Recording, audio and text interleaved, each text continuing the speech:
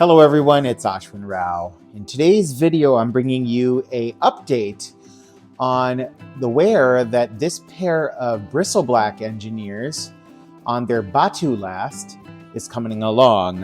The Briselblack Batu engineer was one of my early engineers, and by early, this is all a very relative term because I've only been exploring engineers for the past year or so. I initially got my first pair in a local waxed flesh rough out. Loved that pair. That was on the Kapak last, their keeper engineer. This one is on their Batu last, which is their more updated engineer last. One that's been talked about quite favorably because it has this more sprung toe here, meaning that it has a little bit more of this rise from where your foot and your sole would contact the ground up, and then it has a bump on the toe, a little bit more akin to the 1950s and 1960s style engineer boots.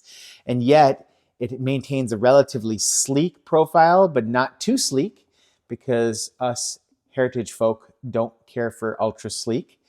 This particular model was made with no midsole. So really what you're just seeing here is the leather forming the welt, and then a outsole that is this nitrile Dr.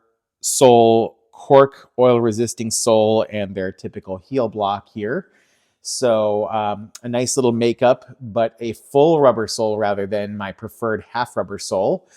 That said, this was a ready to wear model available in Horween waxed flesh, and I have a fondness for Horween waxed flesh because it is a leather that is cowhide yet tends to roll. It's a thicker leather, so it doesn't tend to crease like other cowhides do. It's somewhat akin to a waxed suede or rough out, which is really what it is. I believe it is a waxed rough out.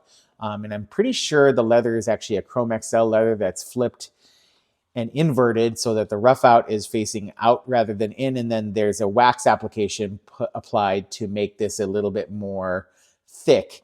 And as a result of that, you're just going to see these really nice rolls forming here along the vamp, here and here.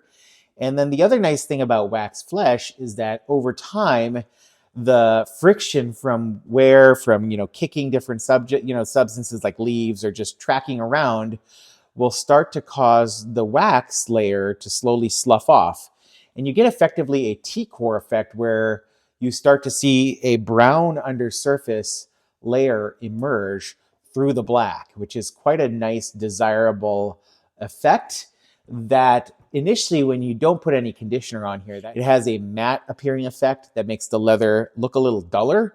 But then when you apply something like a conditioning or reviving cream from a company such as Paul Brungard, or say my favorite pure polish products, cleaners and conditioners, you essentially can restore the luster of the shoe, making it shiny again. So that application from Paul Brungard was used in this case to condition the leather, because I had not conditioned it in almost 7 or 8 months of owning the shoe in a variety of different climates, outdoors, rain. So I wanted to condition the shoes.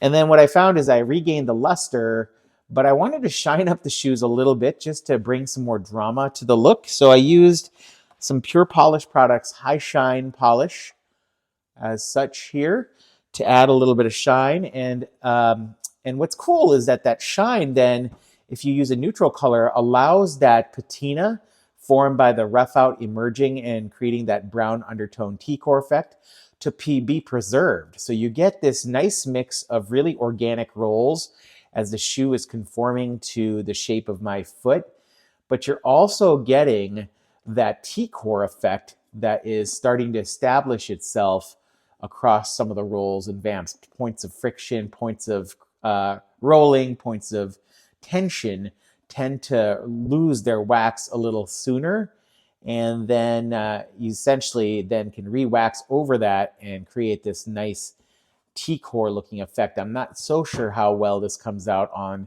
video, but you hopefully can see some of this T-coring happening, and then putting that shine with the wax polish back on re-protects the shoe and gives it its gloss and luster back, but you can preserve that T-core. So now over the next several months, I can wear this pair of shoes again, really do no conditioning. There's going to be additional T-coring happening over time where some more of that blacks will wear off gently. And then I can redo this and I'll re-waterproof the shoes.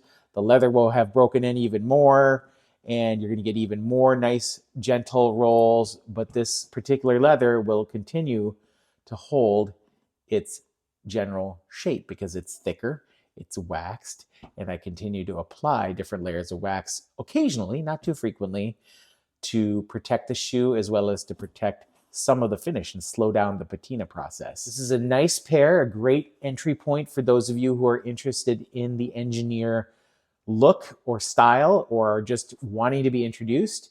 There's many out there who feel like this particular model or the Keeper model on their Kapak last are some of the best value and maybe even the best fitting engineers. I believe Dave from the Vintage Future actually prefers the benzene over brands such as Clinch for his particular feet. And as I've come to understand and identify over time, that different people are going to have different favorites in terms of engineers because our feet are so unique and the fit of these boots can be so unique that the combination of those two things will lend itself to some very unique experiences in how a particular engineer might fit you. So just take a look and enjoy. Hopefully you're enjoying my take on all of these engineers, as I'm hoping you as well are inspired to decide upon this journey. It took me about 5 or 6 years into this hobby to start thinking about engineers. But now that I'm seeing the power of what you can get from the rolls, from the finishing wear, from the T-coring effect, and then from the care that I have put into these boots, I'm excited to see them evolve. And I hope you are too. Hope you're all doing well. I'll talk to you later. Bye-bye.